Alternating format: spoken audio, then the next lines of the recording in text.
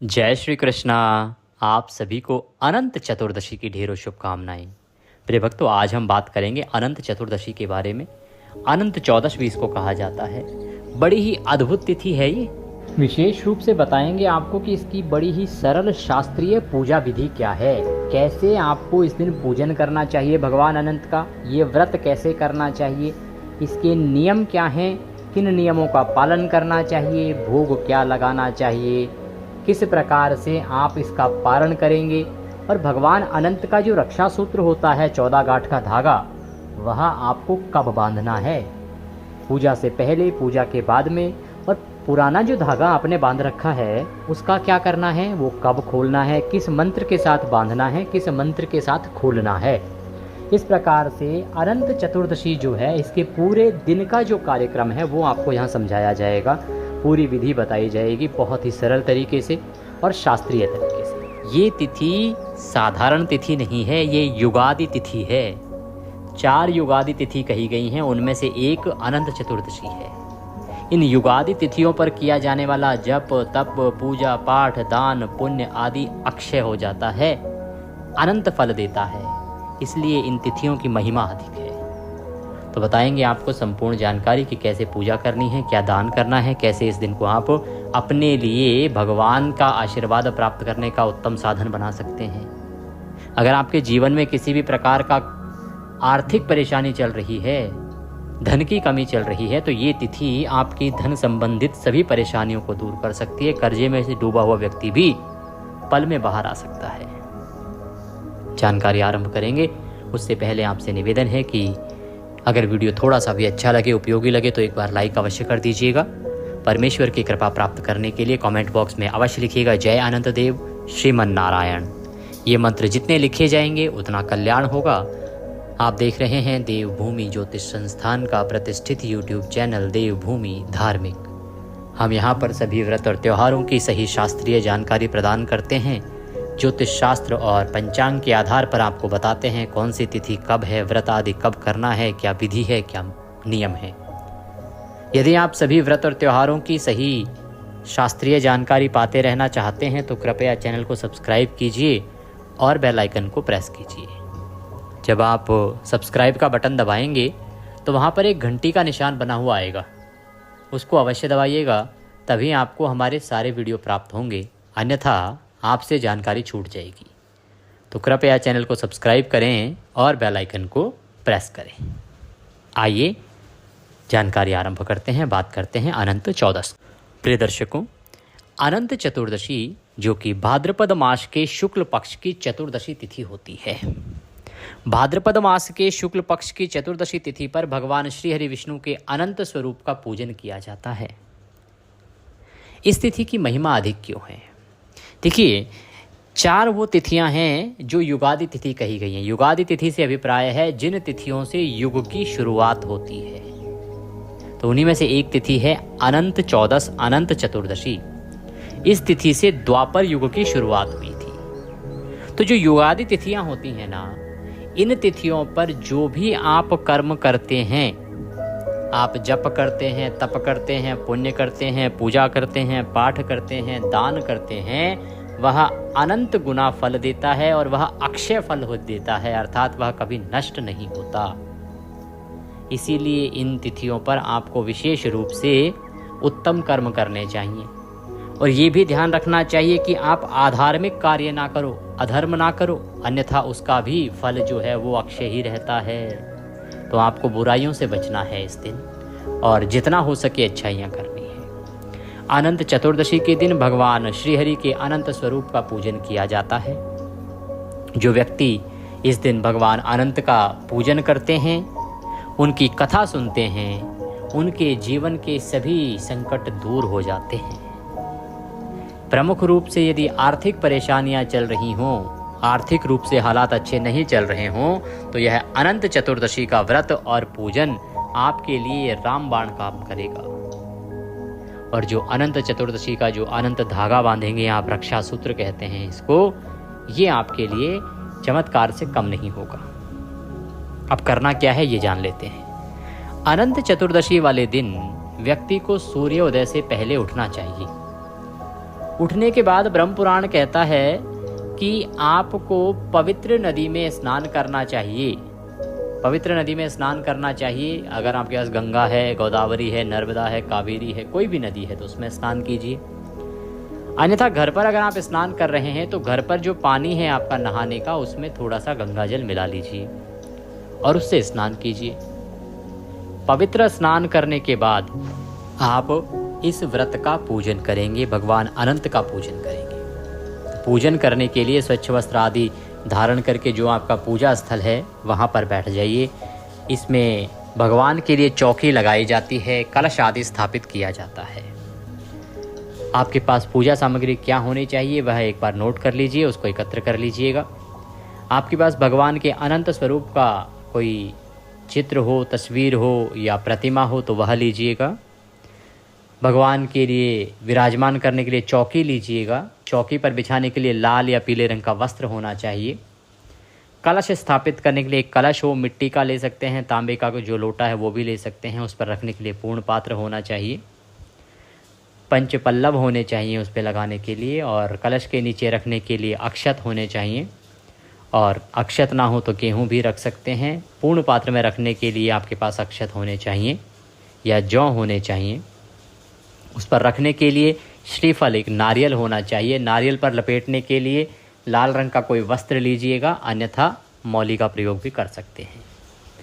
इसके अतिरिक्त रौली, मौली, पान, सुपारी, लौंग, इलायची, धूप, दीप, नैवेद्य, फूलों की माला, भगवान को अर्पित करने के लिए इत्र, और पंचामृत बनाने के लिए कच्चा दूध, दही, घी, शहद और शक्कर। ये 5 चीज़ों से पंचामृत बनाना है।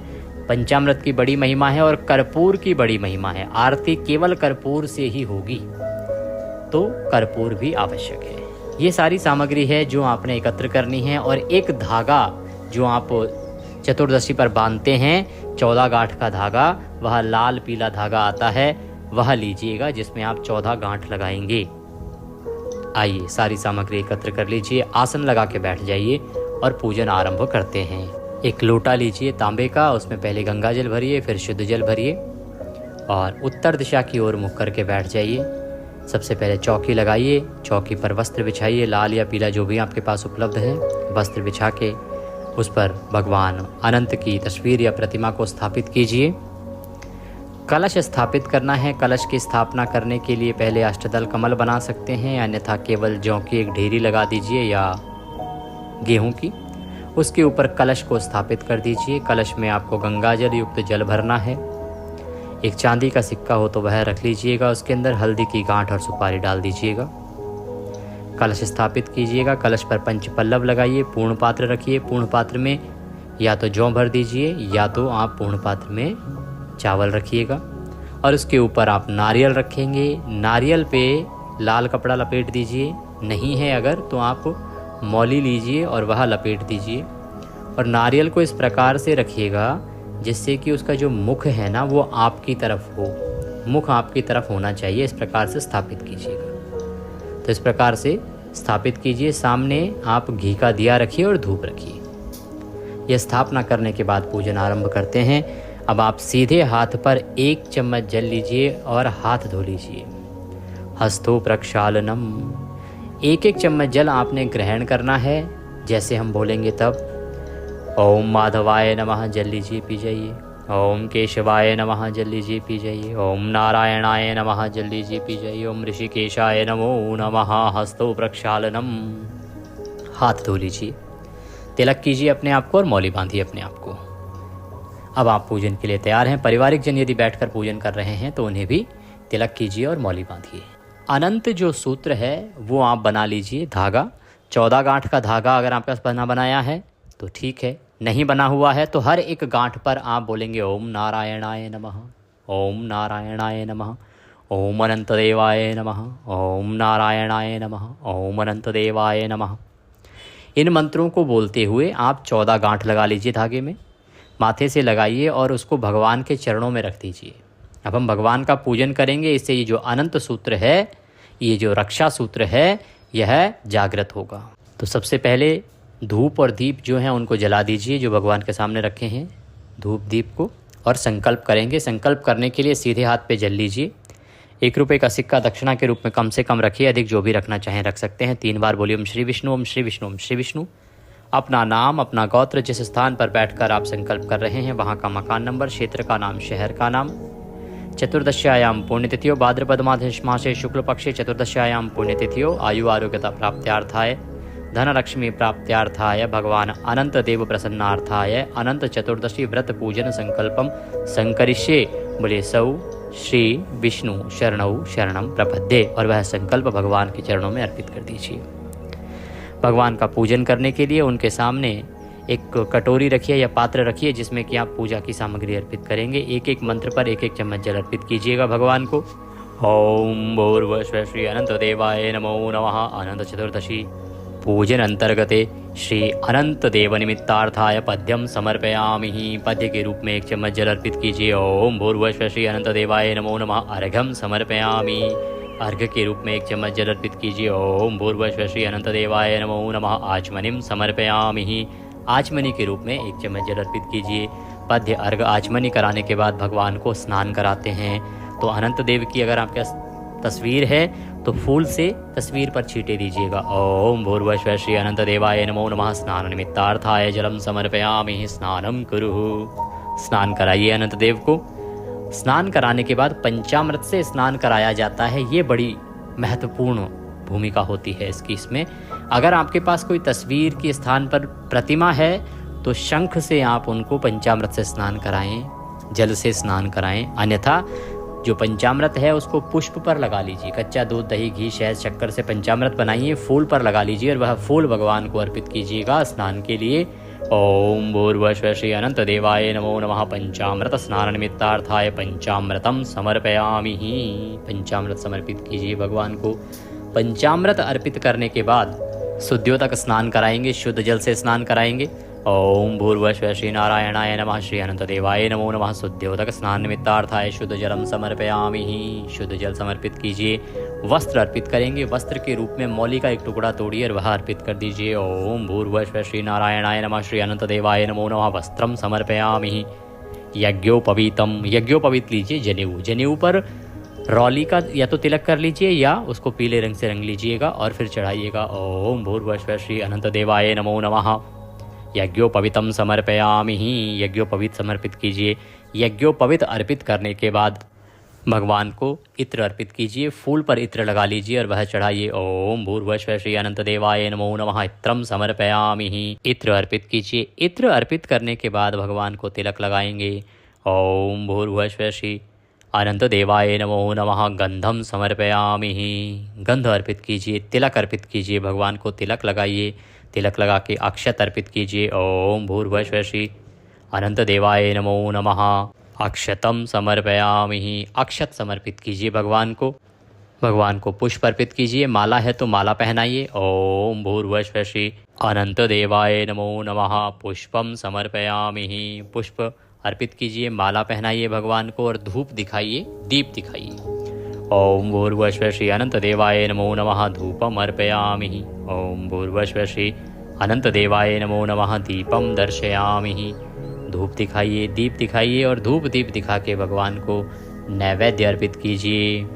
ओम भूर्भुवः श्री अनंत देवाय नमो नमः। नैवेद्यम समर्पयामि। नैवेद्य के रूप में कोई भी फल, मिठाई आदि आपके पास है वह अर्पित कीजिए भगवान को। नैवेद्य के बाद जलाचमनी कराई जाती है। ओम भूर्भुवः श्री अनंत देवाय नमो नमः। जलाचमनिम समर्पयामि। जलाचमनी कराइए। 1 चम्मच जल लीजिए और अर्पित कर दीजिए। जलाचमनी करा के तांबूल अर्पित किया जाता है। तांबूल क्या है कि पान का पत्ता लीजिए, उस पर 2 लौंग, 2 इलायची और सुपारी रखिए और वह अर्पित कीजिए। ओम भूर्भुवः श्री अनंत देवाय नमो नमः। तांबूलम समर्पयामि। तांबूलम पूंगी फलम शुभ दक्षिणायाम शुभदो वरदो भवः। जो भी दक्षिणा अर्पित करना चाहते हैं आप, वह दक्षिणा भगवान को चढ़ाइए। ओम भूर्भुवः श्री अनंत देवाय नमो नमः। शुभ दक्षिणायाम द्रव्यम समर्पयामि। और हाथ जोड़ के नमस्कार कीजिए। इस प्रकार से ये पूजन करने के बाद अब आपने कथा सुननी है। अनंत चतुर्दशी की जो कथा है उसकी बहुत बड़ी महिमा है, तो कथा आप अवश्य सुनिएगा और सही कथा सुनिएगा।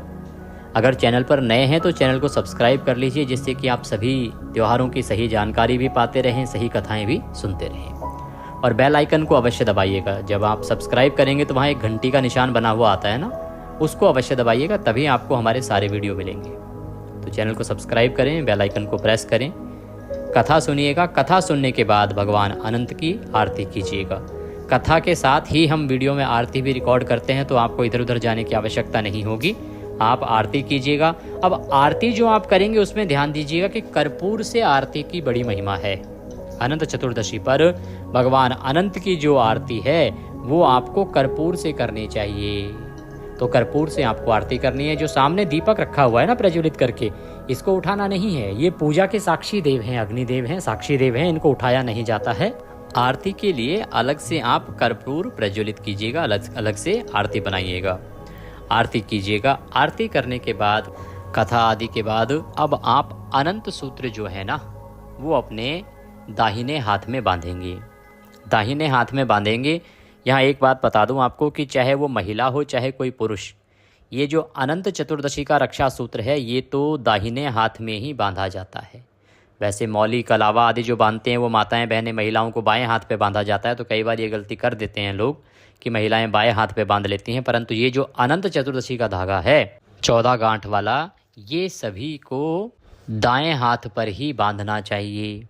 तो ये धागा बांधेंगे, धागा लीजिए, भगवान को प्रणाम कीजिए। और आपने जो धागा अगर पहले से बांधा हुआ है ना तो उसको उतारिए। पहले भगवान से अनुमति लीजिए कि हे अनंत देव, हे परमेश्वर, आज हम इस अनंत धागे को, रक्षा सूत्र को हम उतार रहे हैं, हमें अनुमति दें कि हम इसे खोलें और प्रवाहित करें, जिससे कि हम दूसरा धागा आपके आशीर्वाद के रूप में यह अनंत रक्षा सूत्र पहन सकें। निवेदन करने के बाद वह अनंत रक्षा सूत्र खोल दीजिए, उसको जल प्रवाहित करना है। और दूसरा रक्षा सूत्र लीजिए भगवान को प्रणाम करके, और वह भगवान से निवेदन कीजिए कि हे देव, आप के आशीर्वाद से यह अनंत रक्षा सूत्र हम पहन रहे हैं, आप सदा हमारी रक्षा कीजिएगा। भगवान से अनुमति निवेदन के बाद आप रक्षा सूत्र बांध लीजिए। जब रक्षा सूत्र बांधेंगे तो आपने मंत्र क्या बोलना है? मंत्र बोलना है श्रीमन्नारायण श्रीमन्नारायण श्रीमन्नारायण श्रीमन्नारायण श्रीमन्नारायण। यह एक ऐसा मंत्र है जो आपको, रक्षा सूत्र को, दोनों को ही शक्ति देगा। इसीलिए आपको यह मंत्र जप करते हुए और यह रक्षा सूत्र अपने सीधे हाथ पे बांध लेना है। ये बांधने के बाद अब हम करेंगे मंत्र पुष्पांजलि। हाथों में पुष्प ले लीजिए और पुष्प आदि लेके भगवान से निवेदन कीजिए। आवाहनम न जानामि विसर्जनम, पूजम चैवम न जानामि क्षम्यताम परमेश्वरः। हे प्रभु, ना हम आपका आवाहन जानते हैं, ना पूजन जानते हैं, ना विसर्जन जानते हैं, हम तो अज्ञानी जीव हैं। जैसी बन पड़ी है वैसी सेवा आपके श्री चरणों की है। इसमें जाने अनजाने में हमसे यदि कोई गलती, कोई त्रुटि, कोई भूल हो गई हो तो परमेश्वर उसे क्षमा कीजिएगा। आप दया सिंधु हैं, हम आपके दर के भिखारी हैं, आपके बालक नादान हैं। तो हमारी जाने अनजाने की गलतियों को क्षमा करते हुए दया का आशीर्वाद प्रदान कीजिए। आपको अर्पित करने के लिए हमारे पास कुछ नहीं है, तन मन धन सब आप ही का है। हमारे पास केवल क्या है? मालती मलकादाति सत्पत्रांति संयुक्तम पुष्पांजलिम मया दत्ताम ग्रहणाम परमेश्वरः। यह पत्र पुष्प की भेंट है, इसे स्वीकार करें। वह पुष्प भगवान के चरणों में अर्पित कर दीजिए। दंडवत प्रणाम कीजिए। जो भी पुरुष जन है, माताएं सर झुका के हाथ जोड़ के प्रणाम कीजिएगा और परिक्रमा कर लीजिएगा, प्रदक्षिणा कर लीजिएगा। यानी कानि च पापानि प्रदक्षिणाम पदे पदे। इस प्रकार से आपने पूजन किया है। पूजन करने के बाद आपने दान अवश्य करना है। ब्राह्मण जो कथा सुना रहे हैं उनको दक्षिणा देनी है और आपने दान करना है। दान में क्या कर सकते हैं? आप किसी को भोजन करा सकते हैं या खाद्य सामग्री दान दे सकते हैं, मंदिर में दान दे सकते हैं। कोई योग्य ब्राह्मण आपके आसपास है जो कर्मकांडी है, वेद पाठी ब्राह्मण है, भगवान की भक्ति करता है, उसको दे सकते हैं। पर दान योग्य व्यक्ति को ही दिया जाए, इसका ध्यान रखिएगा। जितना दान करेंगे, भंडारा करवा सकते हैं आप, अनंत चतुर्दशी पर बड़ा कल्याण होगा। आप चाहें जल सेवा करवा सकते हैं। इस दिन आप ब्राह्मण को छाता दान कीजिए, बड़ा फल है। इस दिन आप जो भी दान करेंगे उसका उत्तम फल आपको प्राप्त होगा। और क्योंकि ये तिथि ही ऐसी है, इस दिन आपको एक कर्म और करना चाहिए, वो इससे हटके है, वो है पितृकर्म। गीता के 7वें अध्याय को सुनिएगा। सुनने के बाद उसका पुण्य अपने पितरों को अर्पित कीजिएगा। ये जो कर्म है ये अनंत फल देने वाला है, ये अनंत तिथि है, इसीलिए मैं आपको बोल रहा हूँ कि ये कर्म आपको करना चाहिए इस दिन, क्योंकि आपके जो पितृ हैं वो अनंत रूप से तृप्त होंगे और ये आपके लिए बड़ा कल्याणकारी होगा। तो आप गीता के 7वें अध्याय का श्रवण कीजिएगा। वीडियो में डालता हूँ ना, उसमें विधि बताता हूँ आपको कि कैसे सुनना है गीता का 7वां अध्याय और कैसे वो जल अर्पित करना है, अपने पितरों को कैसे तर्पण करना है। तो इस प्रकार से इस अनंत चतुर्दशी पर आप व्रत पूजन आदि कीजिएगा, बड़ा कल्याणकारी रहेगा। और क्या कर सकते हैं, इस दिन आपको विष्णु सहस्त्र नाम का श्रवण करना चाहिए। हम आपके लिए वह भी अपलोड करेंगे, उसका भी लाभ लीजिएगा। ये पूजा की विधि बताई हमने आपको, कैसे व्रत करना है इसकी विधि हमने आपको बताई। दिन में ही इसका व्रत खुल जाता है, ध्यान दीजिएगा। और व्रत जो है पहली बार करना चाहते हैं तो वो भी उठा सकते हैं, और पहले से करते आए हैं तो उत्तम है। इस दिन भगवान अनंत का विशेष रूप से पूजन किया जाता है। और ध्यान दीजिएगा कि इस दिन आप पूर्णिमा का व्रत भी कर सकते हैं, सत्यनारायण भगवान का व्रत भी कर सकते हैं। जिन लोगों के घर में पूर्णिमा का श्राद्ध कर्म आदि होता है ना, वो लोग आज ही के दिन व्रत करेंगे, क्योंकि जिस दिन श्राद्ध कर्म होगा उस दिन सत्यनारायण भगवान का पूजन घर में होगा नहीं। तो आप एक दिन पहले ही अनंत चतुर्दशी को भी पूर्णिमा का व्रत कर सकते हैं। ये दिन बड़ा महत्वपूर्ण है, हाथ से जाने ना दीजिएगा। जितना हो सके सद्कर्म कीजिएगा और अधर्म से बचिएगा, क्योंकि वह बड़ा ही अशुभ होगा। अधर्म से बचिएगा, सद्कर्म कीजिएगा और इस दिन को अपना लीजिएगा। इस दिन का पूरा लाभ ले लीजिएगा, आपका कल्याण ही कल्याण हो जाएगा। दक्षिणा आदि अगर कुछ भी भेजना चाहते हैं तो स्क्रीन पर नंबर आ रहा है, उस पर भेज सकते हैं। कुछ और जानना पूछना चाहते हैं तो कमेंट बॉक्स में लिख के पूछ लीजिएगा और कथा सुनना ना भूलिएगा। भगवान सब पर कृपा करें। जय अनंत।